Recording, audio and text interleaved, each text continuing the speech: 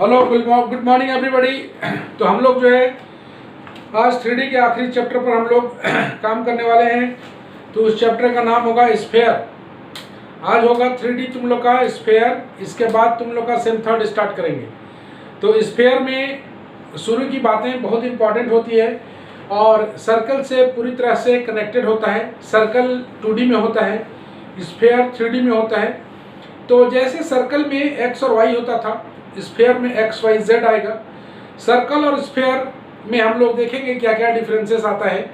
और तो total concept circle का ही लगने वाला है, लेकिन 3D में लगने वाला है, इसलिए इसको स्फेयर बोलेंगे। तो स्फेयर का सबसे पहला जो है वो हम लोग डेफिनेशन देख लेते हैं स्फेयर का। The locus of A point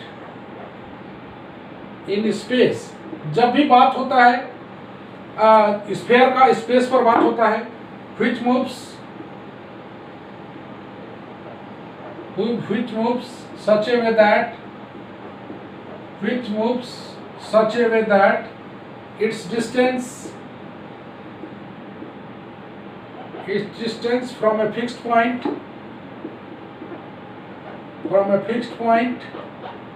is always the same, is called sphere. सबसे पहले समझिए लोकस ऑफ ए पॉइंट है ना। ये सर्कल का भी हम लोग देखे थे कि circle is the locus of A point. Circle के बारे में बात कर रहे हैं। स्फेयर का सेम टू सेम डेफिनेशन आएगा, बस ये स्पेस में आएगा स्फेयर और वो प्लेन पर आता है। तो 3D का पार्ट में हम लोग को स्फेयर मिलता है। तो हम लोग सर्कल के बारे में जानते थे कि एक point moves in such A way that it's distance from a fixed point is always a constant. तो वो हम लोग सर्कल बनता है। ये यहाँ पर स्फेयर बन रहा है। स्फेयर हम लोग का इस तरह से बनता है। ये सेक्शन कटा हुआ रहता है स्फेयर में, जिसको हम लोग बोलते थे यहाँ से यहाँ तक हम लोग बोलते हैं इसको रेडियस, और इसको बोलते हैं सेंटर। इसी को बोलते हैं सेंटर ऑफ द स्फेयर, और इस CP बराबर R को बोलते हैं हम लोग रेडियस ऑफ द स्फेयर। ये एक सर्कल है और ये वाला एक स्फेयर है। स्फेयर हमेशा स्पेस में बनता है। स्फेयर हमेशा स्पेस में बनता है।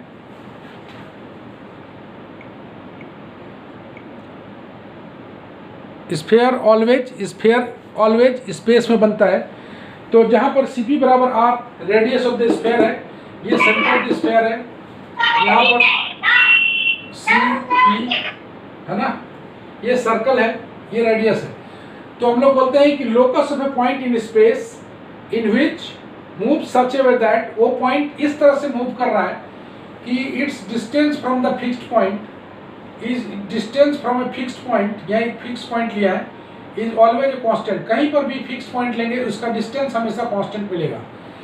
सर्कल इस तरह से होता है, स्फेयर इस तरह से होता है। स्फेयर में सेक्शंस बने होते हैं और sphere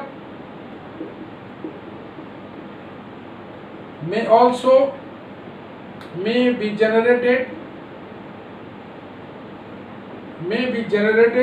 by revolving a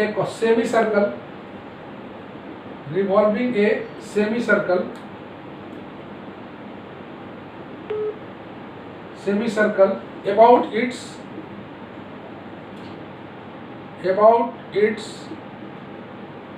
diameter segment as an axis। तो हम लोग यहाँ पर बात करें, एक छोटा सा हम लोग एक सेमी सर्कल है, इसको रिवॉल्व कराएंगे। एक सेमी सर्कल है, इसको रिवॉल्व कराएंगे अबाउट इट्स डायमीटर, तो वो एक स्फीयर जनरेट होगा। ठीक है, एक सेमी सर्कल को हम लोग रिवॉल्व कराएंगे इट्स डायमीटर के अबाउट, तो एक स्फीयर बनेगा। स्फीयर में be generated by revolving a semi circle about its diameter segment. Diameter को हम लोग डायमीटर सेगमेंट बोलते हैं, diameter segment as an axis, तो इसको बोलते हैं हम लोग एक्सिस। तो डायमीटर सेगमेंट के अराउंड में अगर इस सेमी सर्कल को मूव कराया जाए तो वो एक स्फीयर मिलेगा। इसके बाद आता है ये स्फीयर का छोटा सा डेफिनेशन हो गया, और इसके बाद हम लोग आएंगे सम geometrical property of sphere.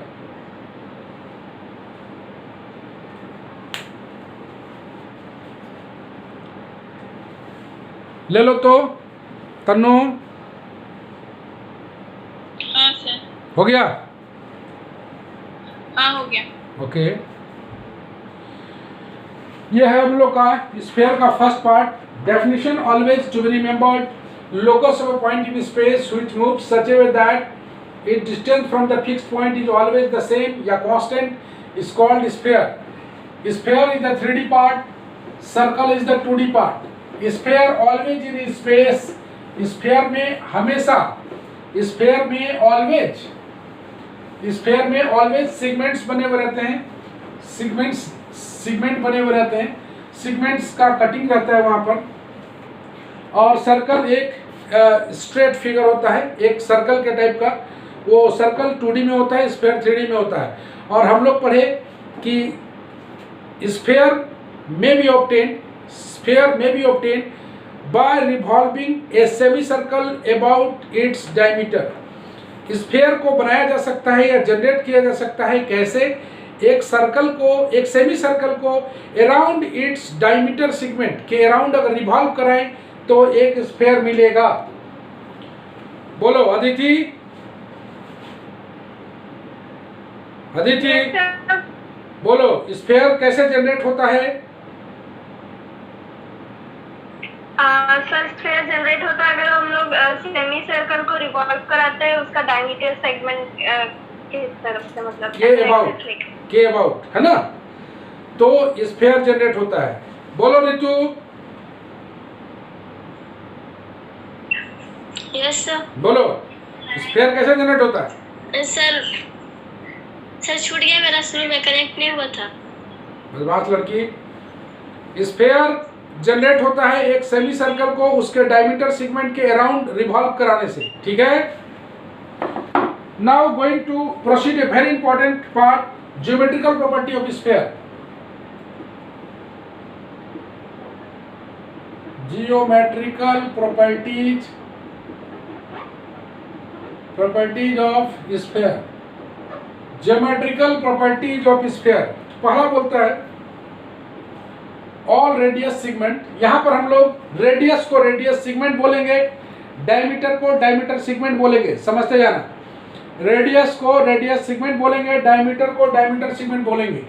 All radius segment, all radius segment of a sphere और sphere are equal in length, are equal in length. ये सभी जानते हो कि रेडियस स्फीयर का सभी बराबर होता है, तो हम लोग उसी को बता रहे हैं, चूंकि पॉइंट है तो बता रहे हैं। दूसरा, sphere having equal radii are equal, sphere having equal radii are equal, मतलब जितना भी स्फीयर्स होगा अगर उसका रेडियाई बराबर है तो सारा स्फीयर बराबर होगा। जब जितना भी स्फीयर हो अगर सारे का रेडियस बराबर है तो वो स्फीयर इक्वल होगा। तीसरा, ए पॉइंट इज विद इन और outside A sphere,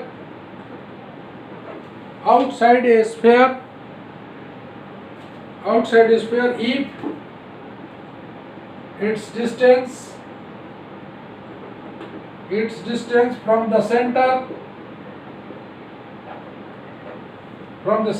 is less than equal to, और यहाँ पर और एक और है, outside within on or outside, within, on or outside, if its distance from the center is less than, equal or outside or greater than the radius of sphere। यहाँ पर हम लोग आते हैं, यहाँ पर हमेशा बोले सेगमेंट बना हुआ होता है, तो स्फीयर में ऑलवेज सेगमेंट बनाना है।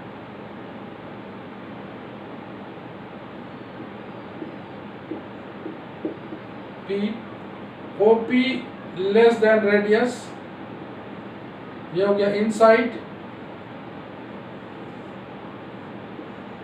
ऐसे करके स्फीयर बनाना है।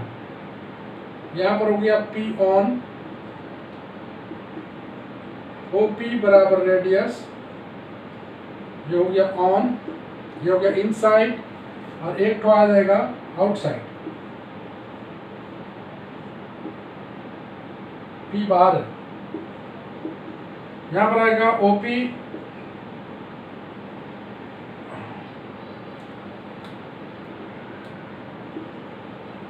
OP ग्रेटर देन रेडियस, ये हो जाएगा outside.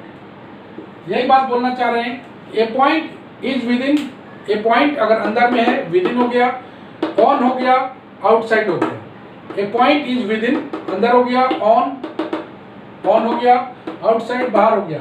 If it distance from the centre is less than और लेस देन, इक्वल और ग्रेटर देन।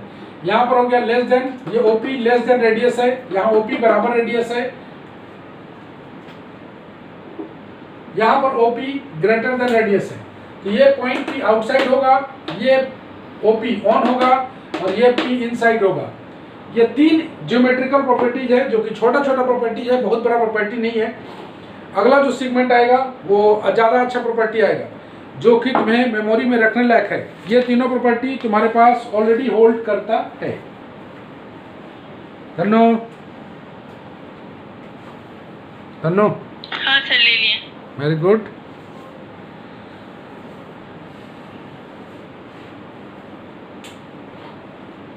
तो ये तीन ज्योमेट्रिकल प्रॉपर्टी आया। चौथा ज्योमेट्रिकल प्रॉपर्टी जो आएगा, ये बड़ा खास होगा, ये बड़ा खास होगा। स्फीयर को अगर कट किया जाए, फिर सुनना, स्फीयर को अगर प्लेन से कट किया जाए, स्फीयर को प्लेन से कट किया जाए तो हमेशा सर्कल मिलेगा। एक मान लो तरबूज है, तरबूज को तुम चाकू से काटते हो सेगमेंट, तो हमेशा सर्कल टाइप का चीज मिलेगा।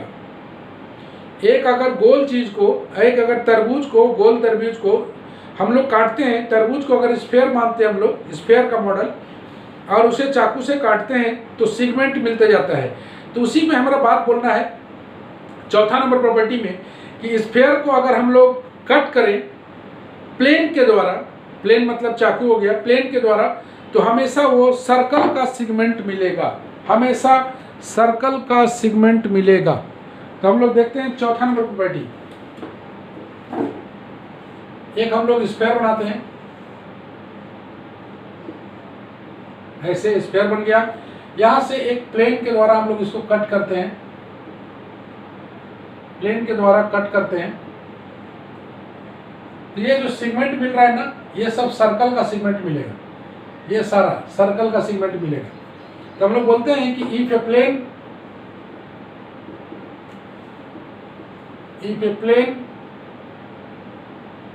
intersect a sphere,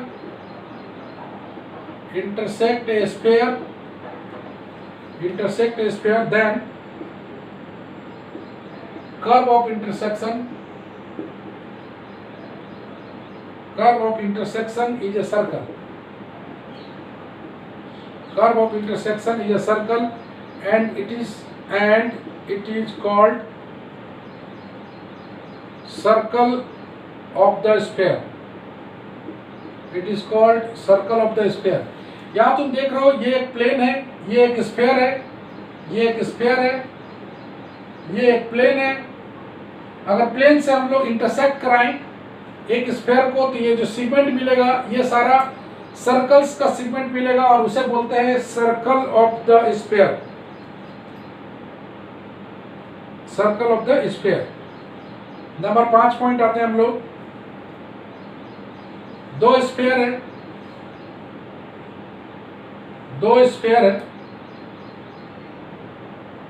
ये भी एक स्फीयर है। ये जो स्फीयर है, दो स्फीयर अगर इंटरसेक्ट करता है, दो स्फीयर अगर इंटरसेक्ट करता है तो ऑलवेज ए सर्कल मिलेगा। The intersection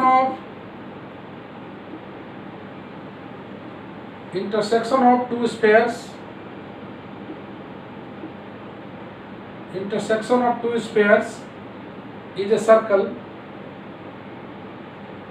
a circle whose plane is perpendicular to the line which joins the center of the spheres, centers of the spheres, and whose center is in that line। ये बात बोलना चाहता है कि intersection of the two sphere जो होगा, दो sphere अगर इंटरसेक्ट करता है, तो ये जो अंदर वाला चीज बन रहा है ना, ये हमेशा सर्कल बनेगा। अंदर वाला चीज जो है हमेशा सर्कल बनेगा। एक बार अच्छा से इसको देखें हम लोग। अंदर वाला हम लोग ब्लू से बना देते हैं। ये जो हमेशा बनेगा अंदर वाला, वो हमेशा एक सर्कल बनेगा। ओके, ये बोलना चाहता है कि इंटरसेक्शन ऑफ टू स्फीयर, ये स्फीयर 1 है S1, ये है S2, ये है S1, ये है S2। ये जो बन रहा है ये हमेशा सर्कल बनेगा। ये स्फीयर दोनों का इंटरसेक्शन हमेशा सर्कल बनेगा। हुज प्लेन, ये जो सर्कल का प्लेन होगा, is perpendicular to the line segment joining the centre of the sphere. ये सेंटर ऑफ द स्फीयर को ज्वाइन किया गया है ना, सेंटर ऑफ द स्फीयर। ये मान लो C1 है, ये मान लो C2 है। तो whose plane is perpendicular to the line, इसका जो प्लेन होगा सर्कल का, वो perpendicular line joins the centre of the sphere and whose centre is on that line. जो इसका सेंटर होगा वो इसी लाइन पर लाई करेगा। जो सर्कल का सेंटर होगा इसी लाइन पर लाई करेगा। हाँ, बताना तो राखी। Yes sir. जरा बताना लास्ट वाला हम क्या बात बोले। सर अगर दो स्फीयर इंटरसेक्ट करता है तो जो दोनों बीच का जो पोर्शन होगा वो सर्कल होगा। वेरी गुड, आगे दूसरा बोलता है, ध्यान सुनो, अगर सेंटर ऑफ द स्फीयर को हम लोग ज्वाइन करें, तो ये हमेशा, ये जो होगा हमेशा जो इस सर्कल का रेडियस होगा ऑलवेज परपेंडिकुलर होगा। ये बोलता है हुज प्लेन इज परपेंडिकुलर, मतलब सर्कल का जो प्लेन होगा वो परपेंडिकुलर होगा to the line joining the centre of the sphere, और जिसका सेंटर इसी लाइन पर लाई करेगा। मतलब सर्कल का जो सेंटर होगा वो इसी लाइन पर लाई करेगा। जरा तनु एक्सप्लेन करना है फिर।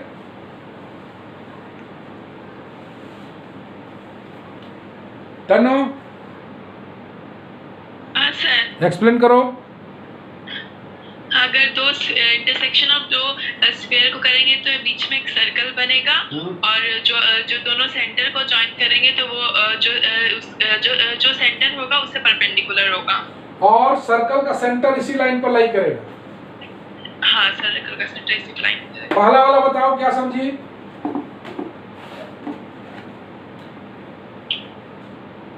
अगर प्लेन इंटरसेक्ट करेगा कोई भी स्फीयर को, तो उसका जो कर्व ऑफ इंटरसेक्शन होगा वो सर्कल होगा, और उसको हम लोग सर्कल ऑफ स्फीयर बोलेंगे। सर्कल ऑफ स्फीयर मतलब फाइनली तरबूज वाला एग्जांपल सही है ना, कि तरबूज को अगर हम लोग चाकू से कट करें, मतलब प्लेन से कट करें, तो हमेशा सर्कल ऑफ द तरबूज मिलेगा, मतलब सर्कल ऑफ द स्फीयर मिलेगा। Is that okay? ये रहा दो इंपॉर्टेंट पॉइंट है ना, दो वेरी वेरी इंपॉर्टेंट पॉइंट ये दोनों आया। नेक्स्ट में हम लोग का आएगा ग्रेट सर्कल। इसको थोड़ा सा हम लोग अलग पेज में डिस्क्राइब करेंगे। तनु ले लो तो थोड़ा, हाँ सर ले लिए। पेज नंबर दिखाई दे रहा है बाबू? नहीं थोड़ा सा ऊपर है वो वाला। लो अब लो तो उसको डिलीट कर देना। हाँ रुक जाओ हाँ आ रहा है? हाँ ले लिए। हाँ अब आ रहा है। चलो ठीक। तो ये हम लोग का कहलाया दो very very important property. Next जो हम लोग का आ रहा है वो आएगा ग्रेट सर्कल क्या होता है।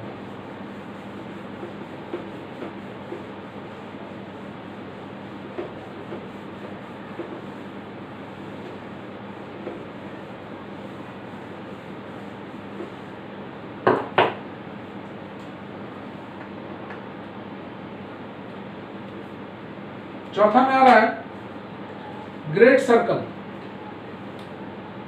कितना में 6 नंबर पॉइंट है। A great circle of a sphere, great circle of a sphere is a circle. मतलब ग्रेट सर्कल स्फीयर का एक सर्कल होगा which is the intersection of the sphere by a plane, intersection of the sphere by a plane passing through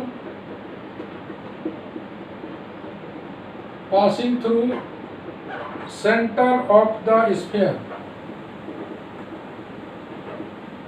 साथ में all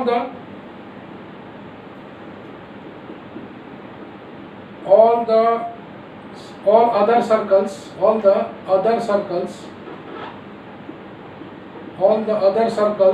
of a sphere is called small circles। ये बोलना चाहता है कि great circle of the sphere जो होगा वो एक सर्कल होगा। Great circle of the sphere एक सर्कल होगा। Great circle of the surface obviously circle है तो ग्रेट सर्कल भी एक सर्कल होगा।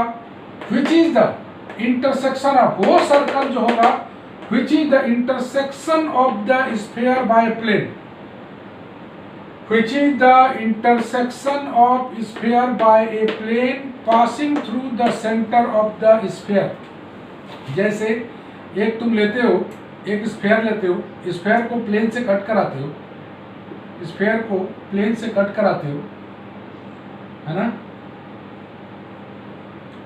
स्फीयर को प्लेन से कट कराते हो तो बोलता है कि great circle of the sphere जो होगा which is the intersection of sphere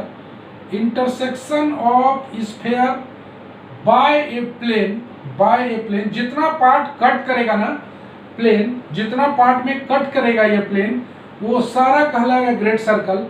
और जो पास करेगा सेंटर ऑफ द स्फीयर से, जो पास करेगा सेंटर ऑफ द स्फीयर से, मतलब great circle of the sphere is a circle, वो भी एक सर्कल होगा जो कि होगा intersection of sphere by a plane, intersection of sphere by a plane, तुम समझ में आ रहा है, passing through the centre of the sphere, वो सारा पास करेगा सेंटर ऑफ द स्फीयर से। और इसके अलावा जो भी सर्कल्स ऑफ द स्फीयर होगा, इसके अलावा जो सर्कल्स ऑफ द स्फीयर होगा उसको बोलेंगे हम लोग small circle.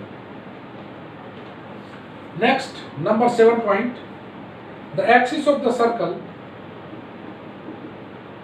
Axis of the circle, the axis of the circle of a sphere, axis of the circle of a sphere is the line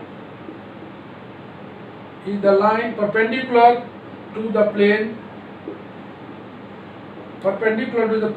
of the circle,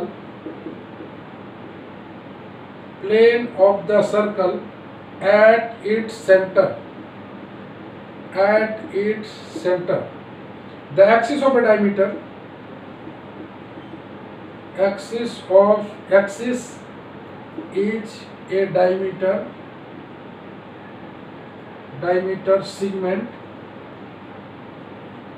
of the sphere. तुम लोग को पहले ही बता चुके हैं कि डायमीटर यहाँ पर डायमीटर ना होके डायमीटर ऑफ द सेगमेंट होगा, डायमीटर सेगमेंट बोलेंगे इसको। तो यहाँ पर हम लोग बोल रहे हैं कि axis of the circle, axis of the circle of a sphere, मतलब axis of the circle, axis of the circle of a sphere, sphere का जो सर्कल होगा उसका axis is the line perpendicular to the plane of the circle, जो कि perpendicular होगा plane of the circle का as at its centre, कहां पर, सेंटर पर, और वो एक्सिस को बोलेंगे diameter segment of the sphere.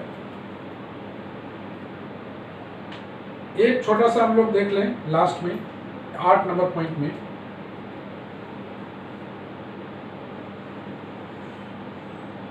ये एक स्फीयर है, इसको कट कर दिया।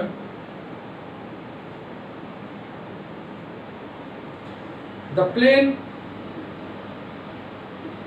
perpendicular to a radius segment at its outer extremity is a tangent plane to the sphere। ये बोलना चाहता है कि प्लेन परपेंडिकुलर टू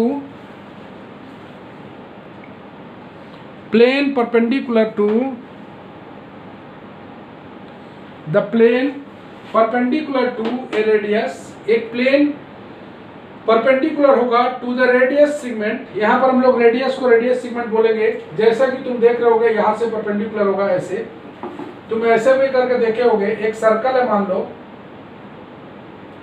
और ये टेंजेंट है, ये टेंजेंट है, तो यहां से ये हमेशा परपेंडिकुलर होता है, जानते हो तुम। ये जो लाइन ज्वाइनिंग है सेंटर से पॉइंट ऑफ कांटेक्ट पर, ये ऑलवेज परपेंडिकुलर होगा, मतलब सीपी परपेंडिकुलर टू टेंजेंट। तो यहाँ पर जब स्फीयर का केस आता है तो हम लोग टेंजेंट ना बोल के टेंजेंट प्लेन बोलते हैं। सर्कल के केस में टेंजेंट होता है, स्फीयर के केस में टेंजेंट प्लेन होता है। स्फीयर के केस में टेंजेंट प्लेन होता है, सर्कल में रेडियस होता है, डायमीटर होता है, स्फीयर में डायमीटर सेगमेंट, रेडियस सेगमेंट होता है। The plane perpendicular to a radius, the plane, ये plane perpendicular to the radius segment, radius segment at its outer extremity, जो आउटर एक्सट्रीमिटी है वहां पर होगा, is the tangent plane to the sphere, वो tangent plane to the sphere होगा, is the tangent plane to the sphere होगा। तन्नो हाँ सर ले लिए, ओके है। तो यहाँ पर जो है हम लोग का प्रॉपर्टीज का सेक्शन जो है यहाँ पर ख़त्म होता है। तो ये रहा प्रॉपर्टी, जिसमें से पहला 3 प्रॉपर्टी उतना इम्पोर्टेंट तो नहीं है, लेकिन रेस्ट ऑफ द प्रॉपर्टी 4, 5, 6, 7, 8 ये सारा इम्पोर्टेंट कहलाएगा। यहाँ पर टेंजेंट ना होके टेंजेंट प्लेन कहलाता है। हम लोग अब आते हैं जिस तरह से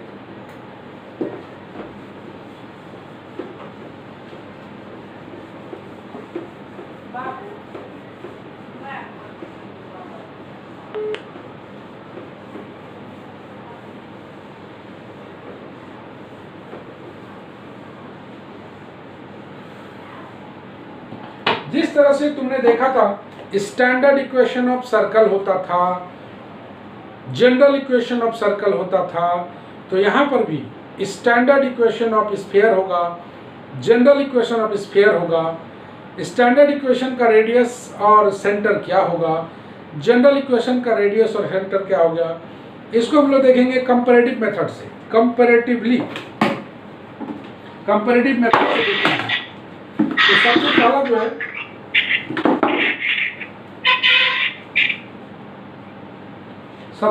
जो देखेंगे हम लोग वो देखेंगे standard equation of sphere. Standard equation of sphere. Standard equation of sphere जो होगा इस तरह से 3D बनता है, OX, OY, OZ। तो यहाँ पर जो है हम लोग बल्कि इसको बाहर बनाए ज़्यादा बढ़िया है, या ऐसे ही बना दो ठीक है। OX, OY, OZ, यहाँ पर सेगमेंट है, यहाँ पर भी सेगमेंट है, यहाँ O रहेगा, यहाँ से एक पॉइंट ले लेते हैं P, X, Y, Z, इसका होता है 0, 0, 0। ओके, तो कहलाता है कि यहाँ पर देन हियर OP बराबर ले लेते हैं हम लोग R। तो यहाँ पर आता है डिस्टेंस बिटवीन 2 पॉइंट्स अगर लगाते हो तो अंडर रूट x माइनस 0 का स्क्वायर, y माइनस 0 का स्क्वायर प्लस z माइनस 0 का स्क्वायर बराबर r, मतलब x square plus y square plus z square बराबर r स्क्वायर। यही कहलाता है standard equation of sphere. Standard equation of sphere. Circle के बारे में बात करें अगर हम लोग, तो सर्कल का स्टैंडर्ड इक्वेशन ऐसे होता था, ये 0, 0, 0, ये OP, ये R, ये XY। तो हम लोग बोलते थे x square plus Y square बराबर r स्क्वायर। ये हो गया इस सर्कल का, और ये हो गया तुम्हारा स्फीयर। तो कंपैरेटिवली देखो एक z अटैच हो गया है और कुछ नहीं है, वाला पार्ट था। दूसरा पार्ट हम लोग देखें